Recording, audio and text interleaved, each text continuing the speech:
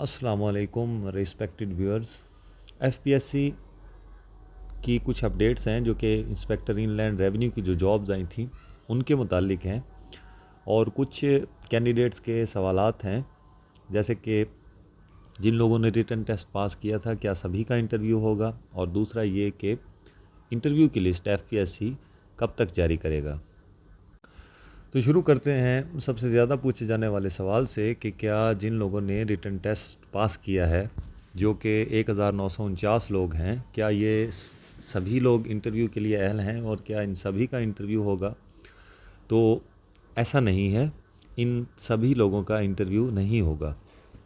उसकी बड़ी वजह यह है कि एफपीएससी जब भी कोई जॉब्स अनाउंस करता है तो उसके लिए इंटरव्यू कॉल करने के लिए चंद एक कवानीन हैं, वो उनको फॉलो करना पड़ता है। तो इंटरव्यू में कैंडिडेट्स को बुलाने की या इंटरव्यू के लिए कैंडिडेट्स के कामयाब होने के लिए कुछ क्राइटेरिया है, उस पर अगर आप पूरा उतरते हैं तो आपका इंटरव्यू ज़रूर होगा।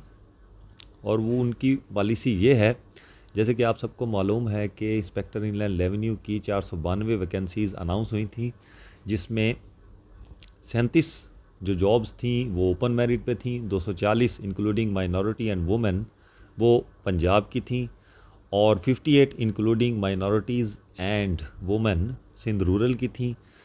सिंध अर्बन की 38 वैकेंसीज़ थी, केपीके की 58 वैकेंसीज़ थी, बलूचिस्तान की 30 वैकेंसीज़ थी, जीबी की 21 वैकेंसीज़ थी, और आज़ाद जम्मू एंड कश्मीर की 10 वैकेंसीज़ थी।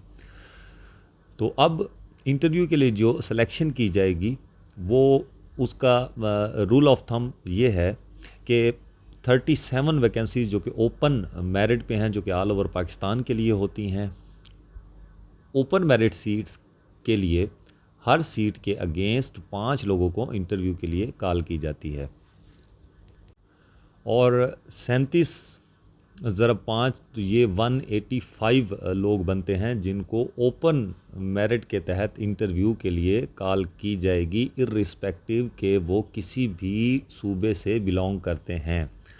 यहाँ एक बात काबिल ज़िक्र है कि ये जो 185 टॉप के लोग होंगे, इनके पास डबल चांस होगा अपने आप को रिकमेंड करवाने में या जॉब हासिल करने में। वो कैसे कि ये लोग ओपन मेरिट के थ्रू इंटरव्यू देंगे, अगर इनका मेरिट टॉप 37 वैकेंसीज़ में नहीं बना तो जो रिमेनिंग कैंडिडेट बचेंगे उनको उनके सूबों के कोटे में एडजस्ट करके रिकमेंड कर दिया जाएगा। तो ये बात आप याद रखिए, जो कि फर्स्ट 185 लोग हैं वो शॉर्ट लिस्ट होंगे ओपन मेरिट की बुनियाद पर इंटरव्यू के लिए, और इन लोगों के पास डबल चांस होगा। ये या तो ओपन मेरिट में सेलेक्ट हो जाएंगे या अपने प्रोविंस के कोटे में रिकमेंड हो सकते हैं।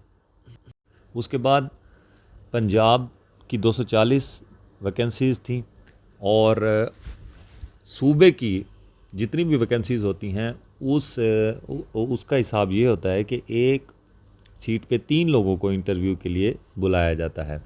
तो 240 वैकेंसीज़ हैं, 720 लोगों को बुलाया जाएगा। सिंध रूरल की 58 थी, उस हिसाब से 174 लोगों को बुलाया जाएगा। सिंध अर्बन की 38 थी और 114 लोगों को बुलाया जाएगा। केपीके की 58 जॉब्स थी, 174 लोगों को बुलाया जाएगा। बलूचिस्तान की 30 वैकेंसीज़ थी तो 90 लोगों को बुलाया जाएगा। गिलगित बल्तिस्तान की 21 वैकेंसीज़ हैं और उसके लिए 63 लोगों को बुलाया जाएगा। आज़ाद जम्मू एंड कश्मीर की 10 वैकेंसीज़ हैं और उन 10 वैकेंसीज़ के लिए 30 लोगों को बुलाया जाएगा। यहाँ ये बात काबिल गौर है कि ये प्रोवेंसेस में जितने भी लोगों को इंटरव्यू के लिए बुलाया जाएगा, ये जो 185 जिनका पहले ज़िक्र हो चुका है, जो कि ओपन मेरिट में इंटरव्यू के लिए सेलेक्ट होकर आएंगे, ये उनके अलावा लोग होंगे। और इसी तरह जो इंटरव्यू के लिए शॉर्टलिस्ट लोग होंगे उनकी तादाद 1550 तक हो सकती है, जबकि रिटन 1949 लोगों ने पास किया था। तो ये कुछ लोग बच जाएंगे, इनको इंटरव्यू के लिए कॉल नहीं किया जाएगा। अब आ जाते हैं दूसरे सवाल की तरफ कि इंटरव्यू के लिए जो जिसे प्री सिलेक्शन लिस्ट कहते हैं एफपीएससी की, वो कब लगेगी। तो जैसा कि आपको मालूम है, आजकल सीएसएस स्पेशल एग्ज़ाम भी हो रहा है और आलमोस्ट कंप्लीट हो चुका है, और काफ़ी सारे केसेस एफपीएससी के पेंडिंग हैं। बहुत सारे केसेस हैं जिनकी डॉक्यूमेंट स्क्रूटनी ऑलरेडी हो रही है, और बर्डन काफ़ी ज़्यादा है एफपीएससी के ऊपर। तो अप्रॉक्सीमेटली 3 से 3.5 माह इस प्रोसेस को लग जाएंगे। जनवरी के लास्ट में या फरवरी के शुरू तक ये लिस्ट तैयार होकर एफपीएससी की वेबसाइट पे अपलोड कर दी जाएगी, और सीएसएस का एग्ज़ाम जो कि शेड्यूल हो सकता है फरवरी के लास्ट में और मार्च के शुरू में, उस दौरान सीएसएस किसी भी पोस्ट के लिए इंटरव्यू वगैरह नहीं लेता। तो होपफुली इंस्पेक्टर आईआरएस के इंटरव्यू अप्रैल 2024 से स्टार्ट हों। सो व्यूअर्स, ये थी एफपीएससी की इंस्पेक्टर इनलैंड रेवेन्यू जॉब्स के हवाले से अपडेट्स। अगर आपके माइंड में कोई भी सवाल हो इंस्पेक्टर इनलैंड रेवेन्यू जॉब्स के हवाले से, तो कमेंट सेक्शन में आप मुझे बता सकते हैं। Thank you.